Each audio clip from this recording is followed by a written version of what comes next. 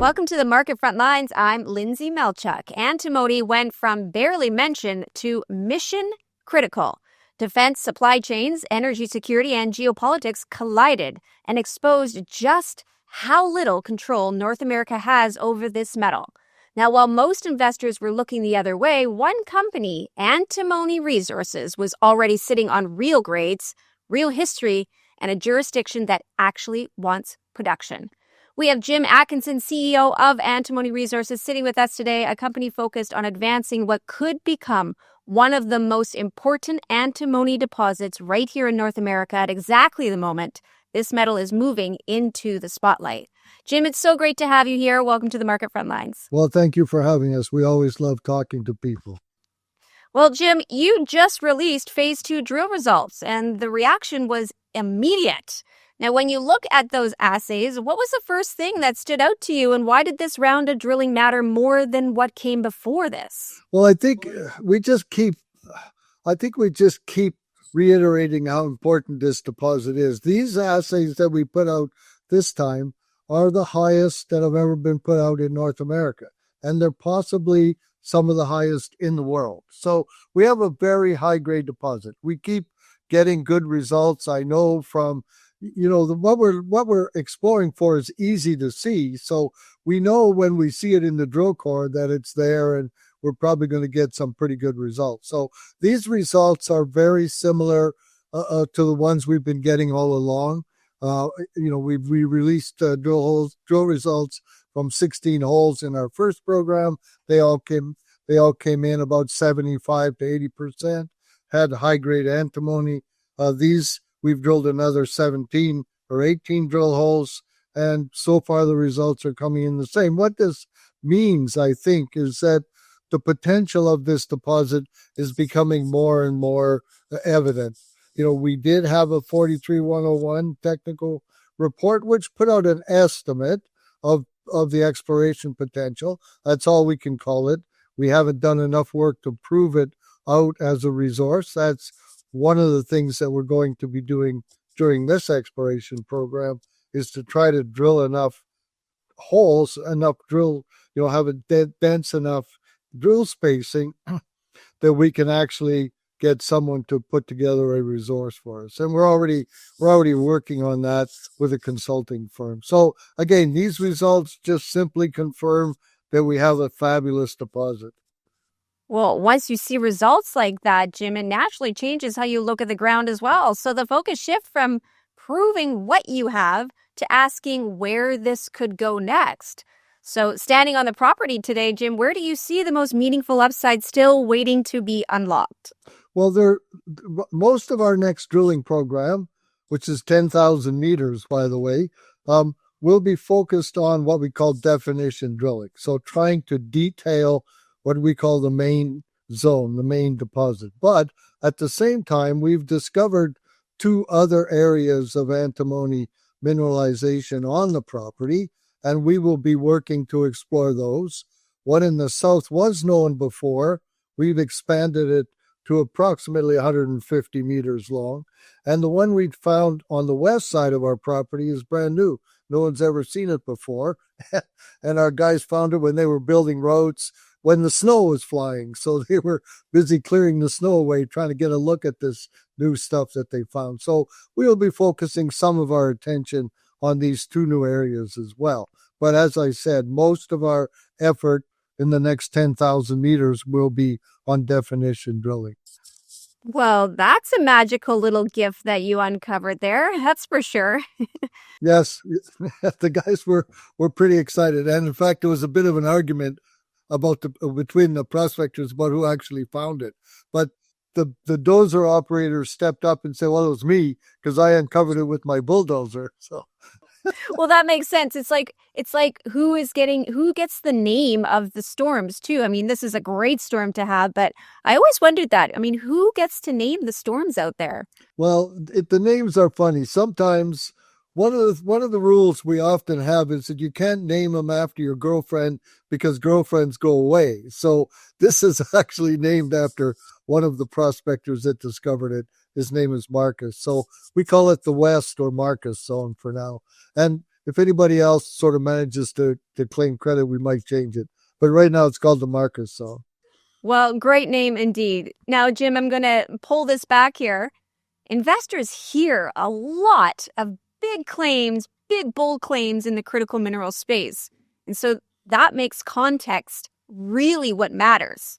So when you line your deposit up against other antimony projects right across North America, I mean, what does that comparison really look like in terms of grade and overall quality? Well, like I said, it's the highest grade antimony deposit in North America. And just for comparison, I guess, and I don't necessarily like to do this, but everybody talks about the Stibnite deposit, which is a gold antimony deposit in Idaho. Their average grade of the overall deposit is 0.06%. Ours is 100 times higher than that. And the grade of what they expect to be their first few years of production, according to their PEA, is 0.4%, and we're 10 times higher than that. So that's the kind of thing. And the other way to look at it, I think, and we're getting a little bit, let's call it a little bit arm wavy here, but for them to put their deposit into production, and remember, it's a gold mine basically, and it has an antimony sort of sideline, it's going to cost $200 billion. And for us to put ours into production, theoretically, would cost approximately 200 to 250 million. So that's kind of the difference that we're talking about. Yes, ours will be a small underground operation. Theirs will be a large open pit, and they'll produce a lot of gold. So I assume, based on their financial and their economic evaluations, they're very pleased with the cash flow and stuff. But just as a concept, that's the kind of difference. So because our project is so high grade, we can produce a lot of antimony with a very small amount of daily mining. And that's kind of a real advantage that keeps your costs way down. Well, when that comparison starts to feel compelling, the next thought is always the same then. What does it take to actually build this? From a cost standpoint, you touched on it a little bit. And from a timeline standpoint, I mean, how realistic is the path from where you are today to right into production? So New Brunswick is a great place to work. That's where the deposit is located. The New Brunswick government is very helpful in very, very many different ways. Right now, they're putting together what they call a critical mineral strategy. And what they're trying to do is make the permitting time for a project as short as possible.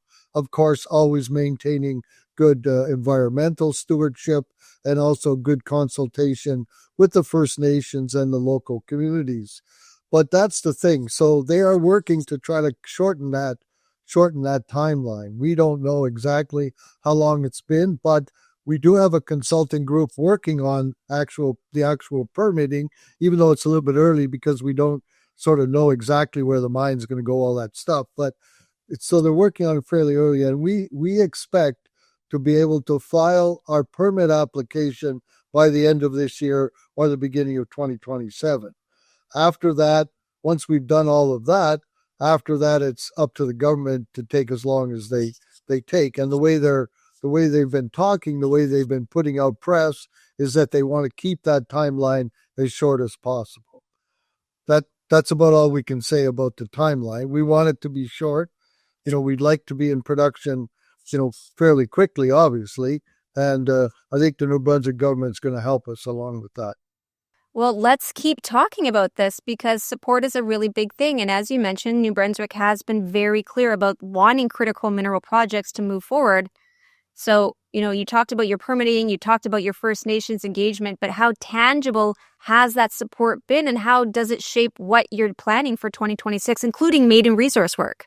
Well, I talk to the assistant deputy minister almost a couple times a month, and we have a working group working with the ministry on this new, basically it's a new mining act. It's a strategy at this point, but it will be a mining act. So they're very supportive. And I can tell you that whenever they go anywhere, in fact, they were just recently at the Mines and Money show in London, and they talked about antimony all the time. and they talked about the advantages of working in New Brunswick and why they think New Brunswick is the place to be. And I agree, it is a great place to work. The government geology departments have been incredibly helpful, putting together all the background information, all the data.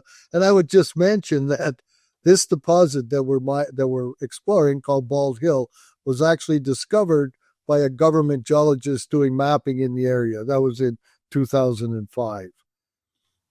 I mean, I remember in London there was quite the little buzz stirring around antimony and the spotlight that it's coming into. So, this is a great time for you. That's all the time we do have, Jim. So we're going to wrap this up. However, what a great conversation. And thank you so much for actually just shedding some light on all of this. Come back soon. I will. Thank you very much for having us.